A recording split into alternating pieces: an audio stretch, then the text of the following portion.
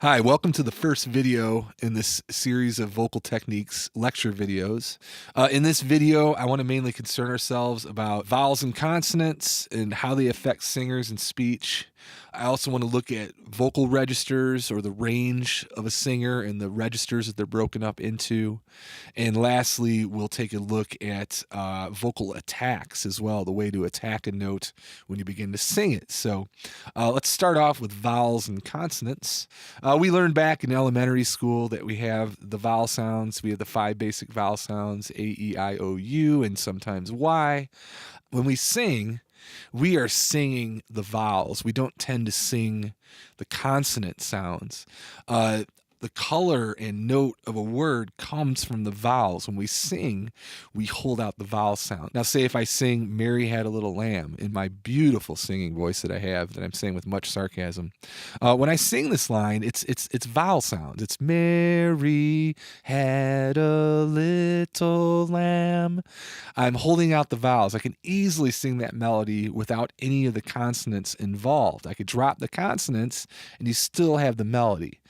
A had a little lamb, right? I can still perform it. If you try doing the opposite, if you try singing the consonants in Mary Had a Little Lamb, it's not going to work. It's going to be oh, right? It makes no musical sense. So I just want to get that across to you because as we get into later lectures, especially as we get into tuning, we need to be able to pick out where that vowel and note sound is within the waveform.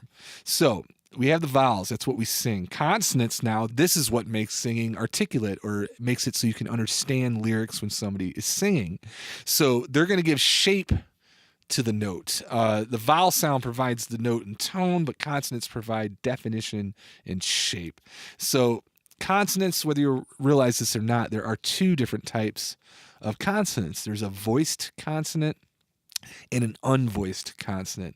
The voiced consonant is going to use your vocal cords. It's going to add a vowel sound or a pitch to that consonant. It's going to be tied to it, and there's no way to separate them. So that would be a voiced consonant.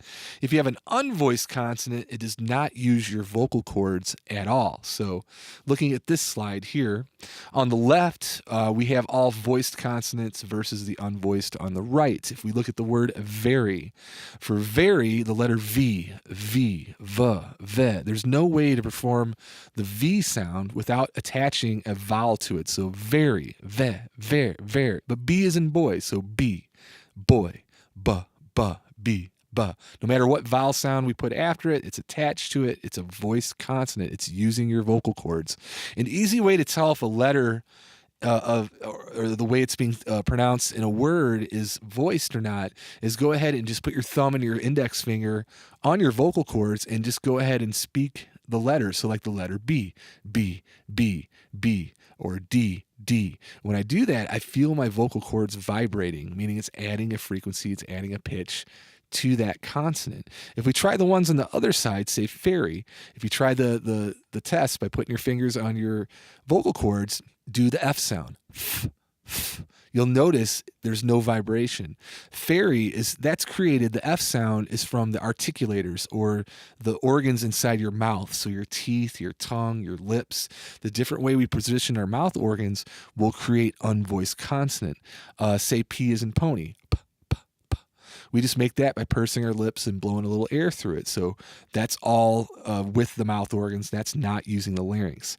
Sail, s, unvoiced. Table, t, the T sound. We can perform all these consonants without using our vocal cords. Thus, they're unvoiced. Now, thimble, getting back to that, TH, that can be a little bit of a trick because if you say it in the word these, there is a way to be voiced with TH. TH unvoiced like thimble, that way it can be produced unvoiced as well. And the reason I'm digging into this is we start editing. You're going to notice over the next few lectures, I'm going to bring these unvoiced consonants up over and over. I'm not just showing you this just to teach you something about speech to put on this class. It's actually something that's going to factor into editing very deeply.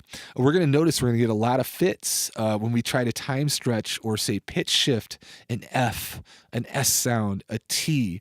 Because there isn't really a definable pitch in those unvoiced consonants, we can end up with glitches when we use something like Melodyne or Elastic Audio to pitch or stretch some audio. So trust me, these are going to rear their ugly heads later in the class. Unvoiced consonant also can get a little tricky when we edit just comp a vocal, a letter like F or a letter like S. Because there's no pitch, sometimes we can actually edit into those sounds and shorten them to actually make an edit work. So sometimes the unvoiced consonant can be your friend as well.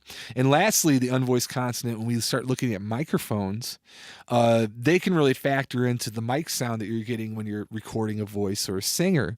How does it sound with those unvoiced consonants? You know, something like an S, very sibilant. How's our sibilants reacting? The same with the letter F and H. They can really give certain microphones fits. So let's learn what these unvoiced consonants are, and we'll see that we're going to deal with them in different ways as the class progresses. Okay, plosives, you've probably heard about these before. So your P's and your B's. There's other plosive letters as well, but in regards to recording the P and the B, I do have a little high-pass filter going on right now, so I'm not popping the mic too hard. But the next thing we'll look at is vocal register.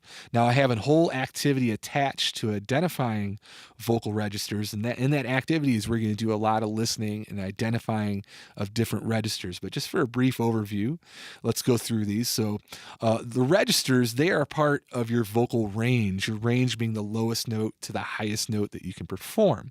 It's broken down basically into 3 different registers. Different notes together in the range will produce different tones. So changing a register will change the timbre or tone of that note being sung.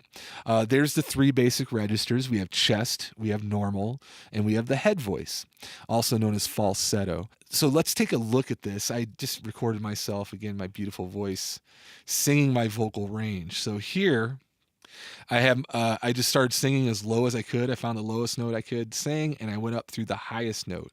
Now, I can't sing this range all in my normal voice. For the first couple notes, if you look at the location markers, notice I've denoted, hey, these first couple notes are my chest. The next few notes are all in my normal register. And then lastly, I hit into falsetto here near the end. So let's go ahead and just kind of listen to this as I go through my range.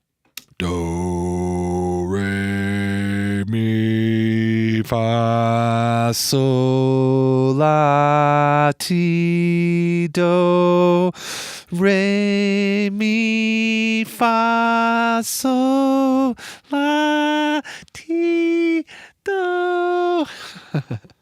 So yes, I've been blessed with a beautiful singing voice, as you can tell. That's why I'm more of an engineer-producer and not a performer, is because of that talent. But anyway, you can hear the differences in tone here in these first few notes. There definitely is much more of a low-end resonance to it.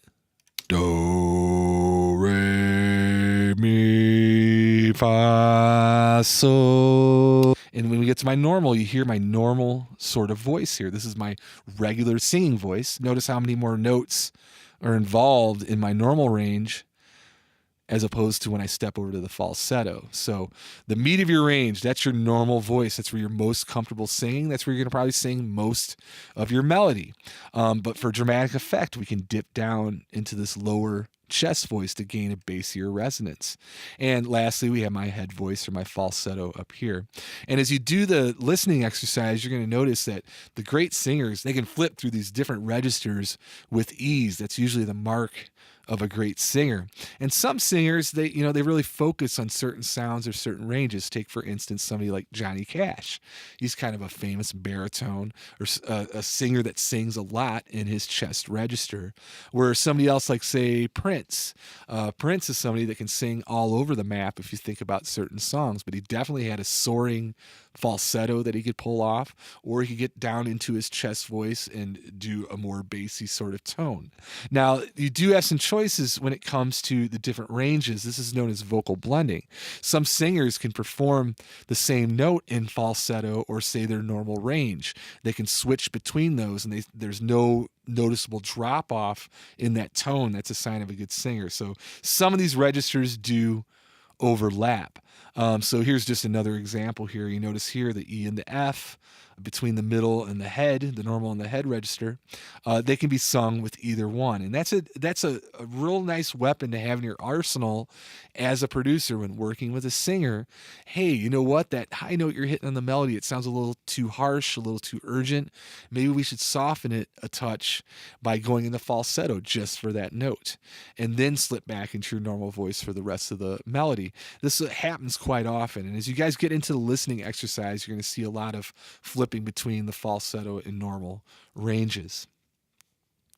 Okay, so the last thing here, let's look at some different vocal attacks.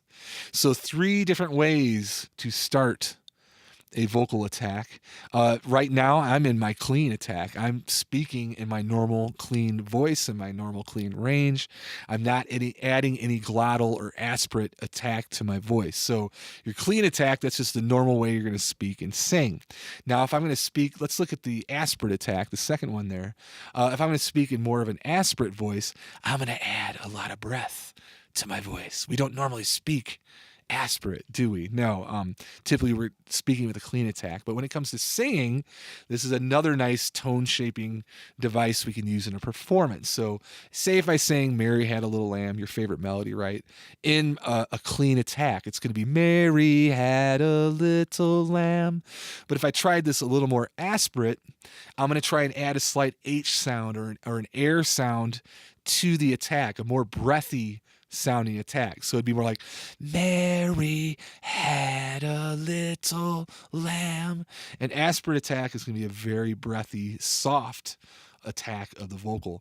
The glottal attack will be on the opposite end of the spectrum. A glottal attack is produced by keeping your vocal cords closed tight and forcing air through them. It's the resistance of the glottis or the vocal cords to the air being passed through. So glottal is going to sound, you could say, more urgent, more throaty, definitely has more of an edge to it. So instead of the clean, Mary had a little lamb, it'd be Mary had a little lamb, right? I'm going to add more grit or more throat to the attack. So thus the glottal attack. And so those are the 3 different attacks. Just one last thing, getting back to talking about singing and the waveform. So here's my waveform here of me singing Mary Had a Little Lamb. And getting back to the consonants and the vowels, if we look at this, Mary had a little lamb, we can see those held out vowel sounds. The beginning and ends are usually what contains the consonant. So let's watch that one more time. I'll get in as close as possible here. Mary had a little lamb. We can see that the consonants are held just for a very short amount of time, where the meat of that note is indeed coming from the vowel. Here's one little trick I'll show you real quick is shift space bar. This will play stuff at half speed, so this can make it a lot easier for us to pick different things out of the waveform.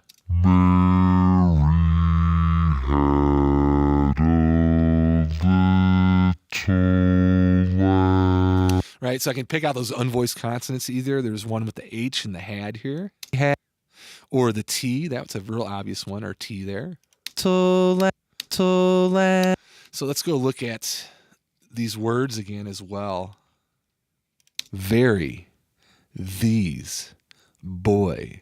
Those are the voice consonants there. If we go to the unvoiced, I just want to look at the waveforms real quick, because we're going to be picking out unvoiced consonants a lot during the course of this class. So fairy, that F sound, and I kind of exaggerated it, but a lot of unvoiced consonants have a very similar look. Like an S can look like this, an F or an X can look like that as well. Fairy. There's no pitch. There's no pitch involved in that F. All of it comes from fairy, the airy in fairy. So that F, one neat thing about Fs or S's is, like I was saying earlier, if we needed to get around a timing issue, I can cut into that F and lose it. Actually shorten it, throw a crossfade, fairy, and it still sounds fine. So we get some flexibility with editing from these unvoiced consonants. Here's the next one. Fairy. Oh, I did it twice because it was so nice. Thimble. There's our TH one with thimble. See, it looks very similar to the to the F. And once again, if we had to make an edit where we had to move this up in time, I could steal in to that sound, delete it, bring it forward, crossfade over it. Thimble. What do we got here? Pony. There's our nice plosive pop right there, right? Pony. Pony. And those become familiar to you. Pops always look like these severe spikes. They usually look like kind of bizarre looking waveforms to the rest of the waveform. So they're kind of easy to pick out. Sail. There's our nice S there. Same thing with S. If we wanted to, whoops, there we go. If we wanted to eat into this a little bit, we sure could. Just crossfade it. Sail. Sail. And just like that, it gives us a little more flexibility. Table. T and table. Again, a T is a little bit more unique than the rest of them. That one sticks out right there.